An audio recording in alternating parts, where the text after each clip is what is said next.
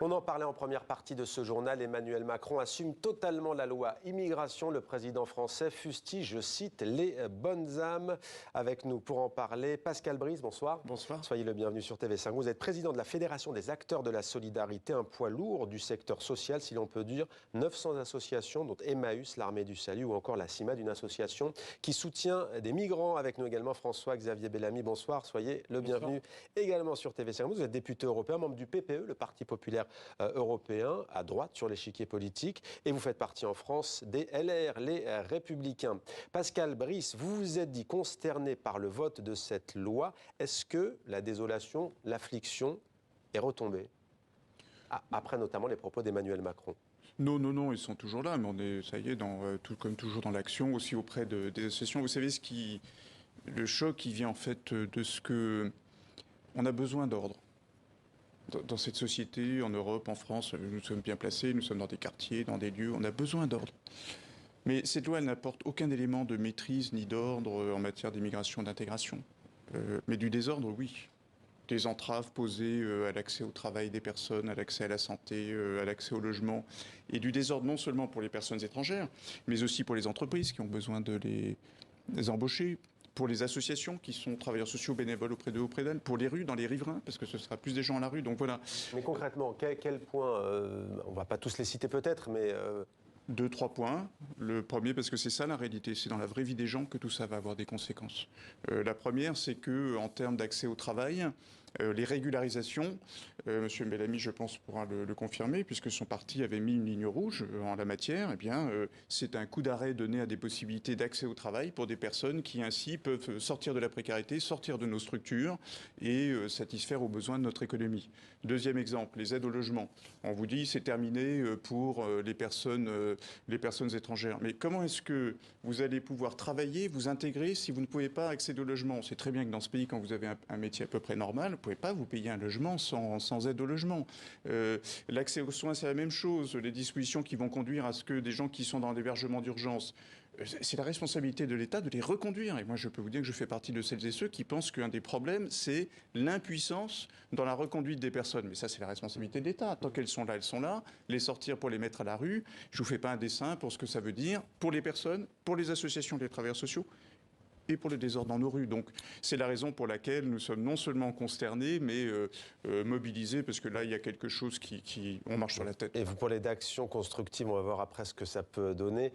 François-Xavier Bellamy, est-ce que vous comprenez l'onde de choc, l'indignation d'une partie, en tout cas des acteurs en France? C'est un débat politique. C'est un débat politique. Je pense qu'on a une cause commune qui est effectivement de lutter contre la vie indigne qui est faite à des gens qui viennent aujourd'hui dans nos pays, et en particulier en France, en espérant trouver un Eldorado, une vie meilleure, et qui en réalité se retrouvent dans une impasse et dans une immense misère. La meilleure manière d'y répondre, à mon avis, c'est effectivement de mettre fin à ce qui constitue ces fausses promesses qui les font venir. Et vous dites effectivement plus de précarité. Moi, je crois que la précarité, c'est ce qu'on vit aujourd'hui. Il suffirait qu'on aille à quelques centaines de mètres, à quelques kilomètres d'ici, mais vous le savez aussi bien que moi, pour qu'on trouve et qu'on touche du doigt la réalité de cette misère humaine. Le fait est qu'aujourd'hui, on fait des promesses qu'on ne tient pas. Et donc, il faut mettre fin à ces fausses promesses. Vous parlez des régularisations, mais effectivement, c'était le projet de la loi Darmanin initiale, dire qu'on crée un droit opposable à la régularisation pour toute personne qui rentre clandestinement en France et qui parvient à y travailler, eh bien c'est en réalité un mensonge. C'est un mensonge et un scandale, parce qu'on incite des gens à risquer leur vie pour rentrer illégalement sur le sol français, à risquer leur vie, et on sait aujourd'hui les drames qui endeuillent la mer Méditerranée, en leur disant, si vous arrivez à violer nos lois, si vous arrivez à violer nos frontières, eh bien vous serez récompensé et vous pourrez opposer à l'État un droit à la régularisation. Ça crée non seulement des drames humains, mais ça crée aussi des tensions immenses dans notre société aujourd'hui. Et on a le devoir de regarder ça en face. On a le devoir de regarder en face, en effet, les services de soins saturés, le devoir de regarder en face des services publics qui ne fonctionnent plus, le devoir de regarder en face la précarité immense dans laquelle tombe une partie de la société française. Parce que tout simplement, quand on a 500 000 personnes qui rentrent en France chaque année, on ne peut pas faire face. Prenons l'exemple des hôpitaux qui fonctionnent aux urgences. Beaucoup de Français le voient grâce à des médecins étrangers. Mais alors ça, pour le coup, c'est vraiment une chose que je trouve absolument révoltante. C'est l'idée que notre économie, que nos services publics auraient besoin de personnes qui viennent de l'étranger pour fonctionner. Moi, je suis professeur de métier. Chaque année, 150 000 jeunes Français quittent le système scolaire sans diplôme, sans formation, sans stage. On les perd dans la nature. Il y a en France aujourd'hui 1,5 million de jeunes qui sont complètement à l'écart de tous les systèmes d'insertion dans le travail. Si on a besoin de bras pour faire travailler notre économie, pour faire fonctionner nos services publics, si on a besoin de talents, mais alors formons nos jeunes. N'allons pas chercher en Afrique des médecins qui manquent à l'Afrique ensuite. N'allons pas chercher dans les pays en développement des talents qui manquent au développement de ces pays. Et pardon de le dire, mais c'est un vrai débat politique parce que vous vous exprimez au nom des associations qui travaillent sur le secteur de la solidarité. Moi, je respecte parfaitement. C'est un débat qui est difficile, qui est nécessaire, dans lequel les points de vue sont légitimes parce qu'il faut bien reconnaître la complexité de la question. Mais c'est un débat politique. Et vous parlez aussi avec un engagement politique. Vous êtes engagé à gauche, vous avez un engagement politique. Voilà, je crois qu'on est aujourd'hui avec un même but qui est celui de vaincre la précarité devant la réalité de visions politiques qui sont différentes. Ce que j'observe, c'est que les Français, eux, sont majoritairement satisfaits. Juste une chose quand même, ce sont aussi les déclarations de Marine Le Pen qui parle, Marine Le Pen à la tête du Rassemblement national, d'une victoire idéologique du RN et donc de son ancêtre, le Front national. C'est ça aussi qui jette le trouble. Que répondez-vous à cela? Vous croyez que c'est une victoire idéologique du Rassemblement national? Et non, mais moi, je ne me situe pas sur ce terrain-là, et pas même sur celui de la gauche. Sur la question de la préférence nationale, c'est quand même important, parce que c'est ça aussi qui fait polémique. Là, vous posez la question du Front national, le député me renvoie à des engagements de gauche, et je suis un homme de gauche, mais vous savez que je suis d'une sévérité terrible à l'égard des hommes politiques de gauche dans la période, sur leur comportement dans cette affaire. Moi, je vous parle de ce qui est très politique. Pourquoi? Pardonnez-moi, pourquoi? Parce qu'ils ont refusé, sauf quelques exceptions, de peser en faisant des grands discours dogmatiques, de déni, il n'y a pas de problème, et on refuse de discuter. Les conséquences, elles sont pour nous. Même si la responsabilité de tout ça, elle pèse d'abord sur ce gouvernement qui n'a pas voulu ouvrir la discussion. Donc, il n'y a pas de fatalité. Pourquoi est-ce qu'il y aurait une fatalité de la précarité des étrangers? Non. Pourquoi est-ce que, en soi, le fait que des étrangers soient là participe à la vitalité? Non. Tout ça s'organise et se maîtrise. Tout ça s'organise et se maîtrise. La difficulté, c'est qu'aujourd'hui, il n'y a aucun élément d'organisation et de maîtrise. Sauf un élément, mais qui est purement fictif, qui conduirait à dire qu'à continuer à pourrir un peu plus à chaque fois la vie des gens qui veulent venir, qui de toute façon viennent, ça n'a jamais dissuadé personne. Donc, que l'on organise l'accès au travail des étrangers. Vous savez, monsieur le député, vous le savez bien, parce que vous connaissez nos associations et vos convictions en font partie, je le sais.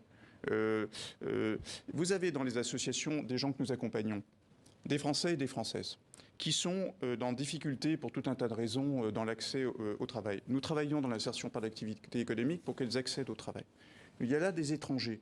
Eh bien, ce sont les uns et les autres que nous avons besoin d'accompagner vers l'emploi pour elles, pour la lutte contre la précarité et pour les entreprises. Donc, il n'y a pas de fatalité, tout ça s'organise. Quand le gouvernement initialement... Alors, le gouvernement qui a quand même une capacité, pour le coup, à dire tout et son contraire dans cette affaire assez remarquable, propose des régularisations dans les secteurs en tension. Et j'ai l'impression que c'était une bonne initiative, même s'il fallait aller plus loin dans cette approche. C'est une approche de maîtrise. On est dans les secteurs en tension. Moi, je n'ai jamais défendu une régularisation générale. Je la trouve, à tout point de vue, contraire à tous les principes de transparence démocratique. On a un élément de maîtrise. Quand il s'agit de faire en sorte que les gens ne soient pas à la rue, mais pris en charge. Quand il s'agit de faire en sorte que les OQTF soient effectivement exécutés quand il s'agit de voyous, plutôt que d'en balancer sur des hommes et des femmes qui ne demandent qu'à travailler, dont nous avons besoin, tout ça s'organise, il n'y a pas de fatalité. Obligation de quitter le territoire français au QTF. Donc là, si vous voulez, moi, ce qui nous pose un immense problème, c'est qu'on tourne le dos à ce qui est de bon sens. Mais il y a des hommes et des femmes étrangères dans ce pays qui peuvent contribuer, qui contribuent. Tout cela est naturel, tout ça s'organise, se maîtrise. Tout ça suppose une intégration beaucoup plus volontariste, parce qu'il y a des questions qui sont posées sur l'intégration dans ce pays. Mais cette façon de considérer que, par principe, il faudrait mettre des barrières qui, d'abord, ne fonctionnent pas, parce qu'en soi, ce serait une difficulté, j'avoue que là, c'est une approche de nature, pour le coup, idéologique, qui, moi, me paraît très éloigné des réalités de la vie sociale et économique de ce pays. Et à vrai dire, c'est tout le problème de ce débat. On est sur des approches extraordinairement dogmatiques, extraordinairement idéologiques de tous bords, et dont les conséquences pèsent sur les hommes et sur les femmes, et notamment dans nos associations. Je repars du point de départ que je partage avec vous, la nécessité de retrouver la maîtrise, la nécessité de retrouver la capacité de décider et non pas de subir. Parce que c'est par là qu'on reconstruit aussi la possibilité même d'une confiance de nos concitoyens dans la vie civique, dans la vie politique. Mais le fait est que ce qui est dans le principe même de la régularisation, et notamment dans le principe de la régularisation dans les métiers en tension, c'est l'exact inverse de la maîtrise. C'est qu'on dit aux gens, en fait, vous êtes rentré illégalement en France, si vous avez réussi encore une fois, à enfreindre nos lois. Si vous avez réussi à trouver un employeur qui vous recrute sans respecter la loi, alors bravo, on vous offre la possibilité d'être régularisé. Mais c'est le contraire. Moi, je n'ai aucun problème à ce que des gens qui viennent de l'étranger viennent en France pour étudier, viennent en France pour y séjourner. Mais dans ce cas, on demande d'abord un titre de séjour, on se voit admettre ou non au séjour. Si on n'est pas admis, il n'y a aucune raison qu'on soit un jour régularisé. Et aujourd'hui, ce que nous sommes en train de vivre, c'est une situation que nous subissons complètement. Et moi, je ne raisonne pas par idéologie. Bien sûr, on a des convictions, c'est très important. On ne va pas faire de la politique uniquement avec l'idée qu'on remplace le gouvernement des hommes par l'administration des choses. On parle bien d'une vision politique, d'une vision de la cité. Mais cette vision, elle s'ancre aussi dans une expérience. J'ai été élu local, j'ai présidé une mission locale, j'ai été bénévole dans le monde associatif, moi aussi.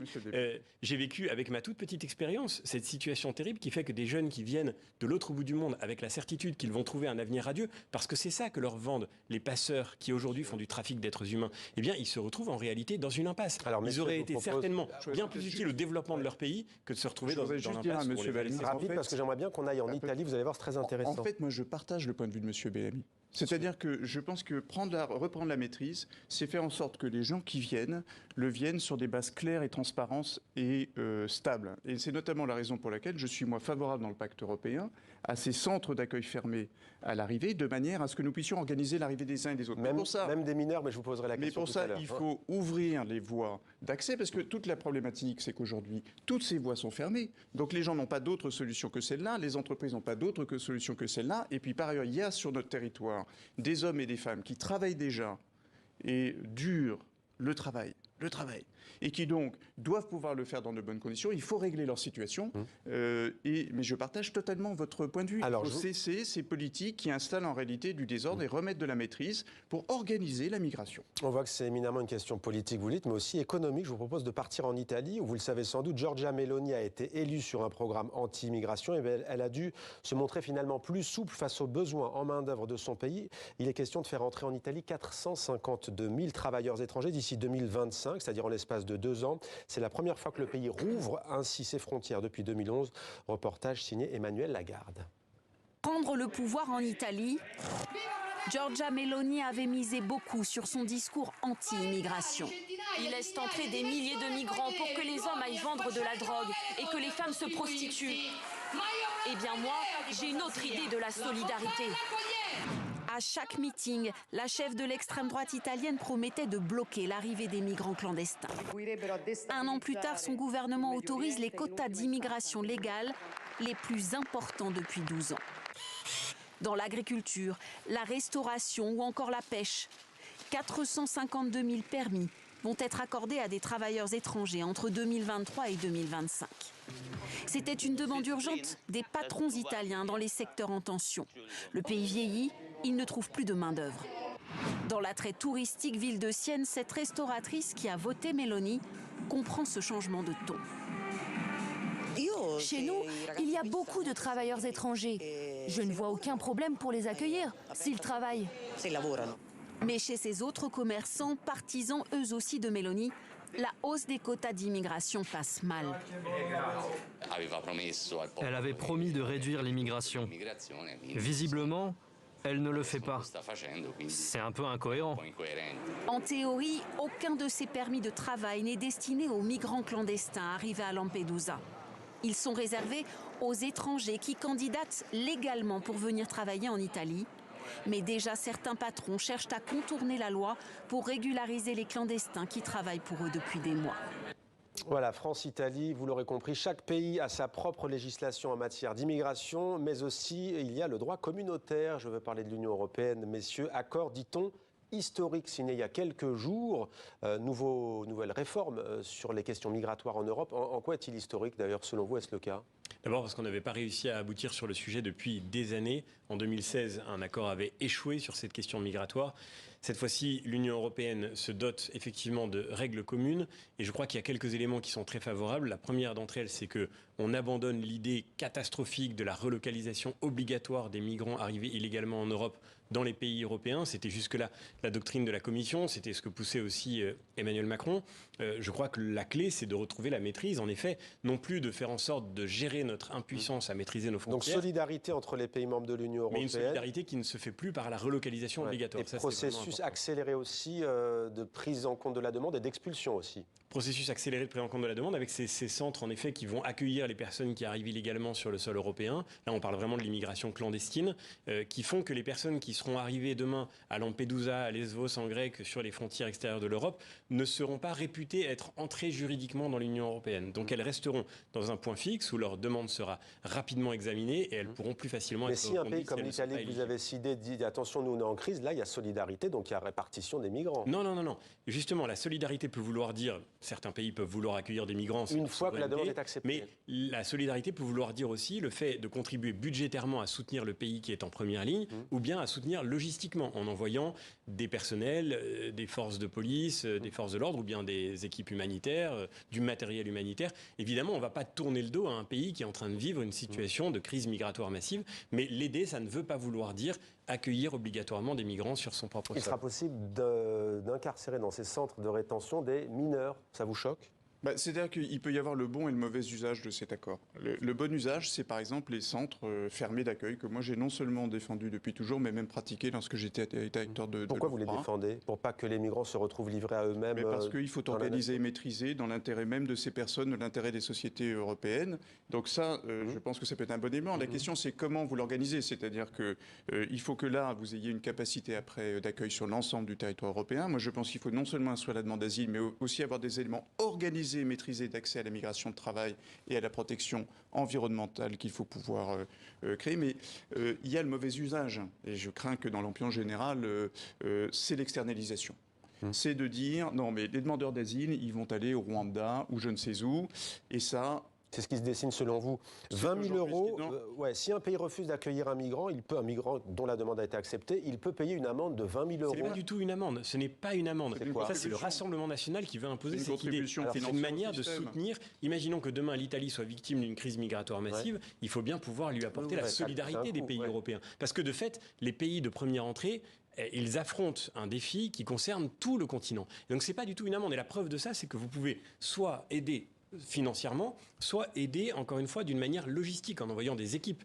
Donc, c'est pas du tout une question de... Et moi, je partage le point de vue du député, si ce n'est que, parce que je pense qu'effectivement, qu'il faut que chaque État européen contribue à sa manière, mais à accueillir, à reconduire celles et ceux qui ne correspondent pas à des critères que je souhaite voir élargis, mais principalement à accueillir, et accueillir dans de bonnes conditions.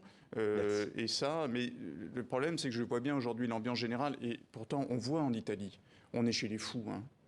C'est-à-dire que les gens racontent n'importe quoi et ensuite sont confrontés à la réalité économique et sociale. Donc, et c'est vrai, vous avez raison, monsieur le député, c'est une question de nature politique fondamentale. Merci, messieurs. La fraternité, la solidarité, ça s'organise. Merci, messieurs, d'avoir accepté de débattre ce soir sur TV5 Monde. François-Xavier Bellamy. Merci à vous. Tête de liste LR en France, oui, non ? On verra.